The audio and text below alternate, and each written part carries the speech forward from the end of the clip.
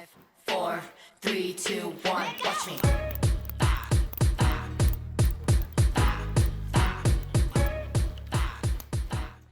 All right, first up is judging or being judgmental. We've all met somebody who is always ready to bring out other people's flaws when speaking with someone like them. You may feel vulnerable, so it's often preferable to wait until you have more information about a person or circumstance, as you don't know them, you only know a snippet of their story. Oh, yeah. Yeah, don't judge a book by its cover. This happens a lot, especially in Nigeria. Yes. Especially in Nigeria, because we look at people and we judge them from their outlook. Yep. Yo, this guy has dreads. Oh, this guy is not wearing agbada or whatever. Yeah. You just judge him immediately. But when the person actually starts to talk, and then you now hear from that person, you now be like, oh, I probably judged this person too early. Yeah, So, happens quite a lot. big problem. Big problem. I totally agree with you, because I've seen people who will just look at people and say, oh, she's a snob. Oh, she's so friendly. Maybe she's a flirt. And you don't know that But maybe she when you get to know the person, that's when you'll be surprised that person is actually a sweet person, the one you thought was a The snob. problem is, I think we're still stuck in the 80s in our country here. Yeah. We haven't actually moved, exposed ourselves to what is actually now. Yes, culture, but culture actually changes. Culture changes with people, with generations. Culture is just the background.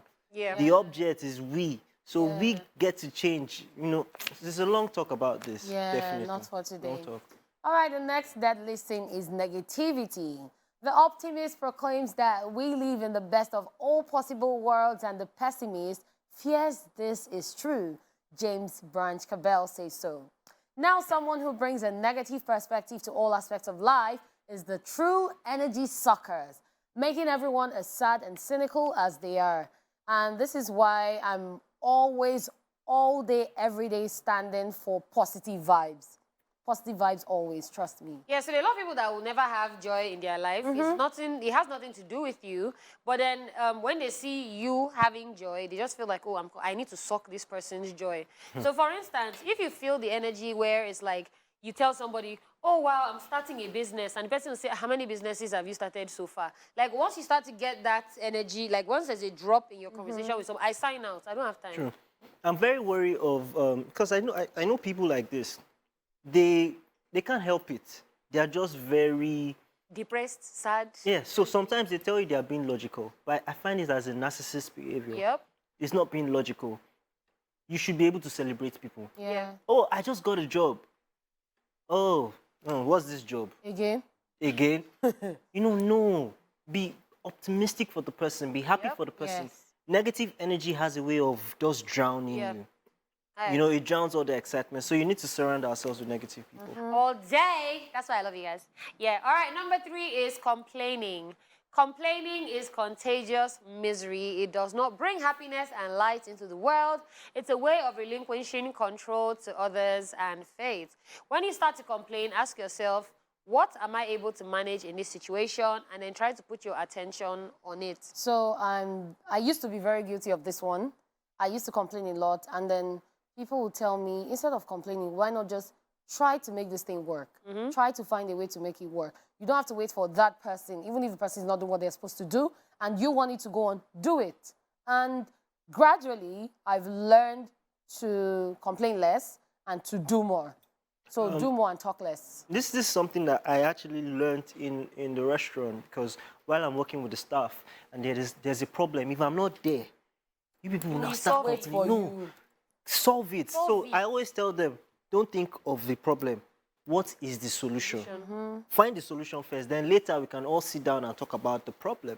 What caused the problem? But solution, that is even the problem with our country here. Yes. We're all talking about problems. Solution. Go and get your PVC and go and vote. Thank you. Yeah. Wow. All right, the next thing we're talking about is lying, exaggeration. This one is, well, it's absolutely okay to employ a little hyperbole to make your story more interesting or humorous. However, no one wants to hear repeated exaggerations, as people will begin to doubt your every statement. If you stretch the truth too far, you won't be able to hide your lies any longer. And this is very true, because I've seen people who have said something to one person, said another thing to another person, said another thing to a different person, because it wasn't the total truth. So they added things and it turned out to be different stories. But if you're always telling the truth, you would say the same thing to, even if it's 100 people that come to you, you say the same thing to them. So that's the thing about exaggeration. The thing about lies is that once you tell one lie, you need 1 million more lies to cover that one lie. So you have to spend the rest of your life defending that one lie. And the problem is you now start to believe that lie as the truth. True. Because you just want people to see it as the truth. You start to believe your own lie. Yes. So things are not good, things are not good. Oh, I don't have, just don't lie. It's less stressful. If I not get on a day my house, so no, I know they fall for anybody. No stress, you understand? Yes. All right, number 5 on our list of the deadly sins you can commit while speaking to other people is dogmatism. This is when someone declares their point of view as reality and refuses to consider the views of others. Nobody is always correct and no one is always wrong. Some people grow more dogmatic out of fear of losing an argument or simply because they can't stand being taught anything that may change their reality. And this one is the reason why there are a lot of conversations that I don't get myself into. Once I see that somebody is hell-bent, dead set on something, I'll just say, okay, because at this point in time, you're not trying to hear somebody else's view. At all. For instance, when I heard about this Naira change thing, I was like, is that our priority? And that's how everybody felt. Is that our priority? Our money is crashing and you are changing notes. When somebody now explained, because I was watching on TV and somebody was explaining that this will make people bring out all the notes that they're hiding and then it comes, and I'm like, oh, okay, that actually makes sense. So sometimes don't always think like your idea is the best or you can't change what you have. Like, it's nice to listen to other people. In fact, try other things for the fun of it. Yeah. And I might say it might be working because I saw a news story where they said in 2 weeks, 52 billion naira was brought to the banks in 2 weeks. Wow, wow, wow. Where the money day? I even saw some notes in the house. Have you seen the videos of all the old notes that... Did you see the notes that have decayed? Wickedness. Decayed money. Like, if you see that money, if you give it to people that need money, but at the end of the day, it could be doctored, it could be maybe photoshopped or something. Yeah. But yes, money is coming out, so we hope things get better. Praise the Lord. Hallelujah, sister.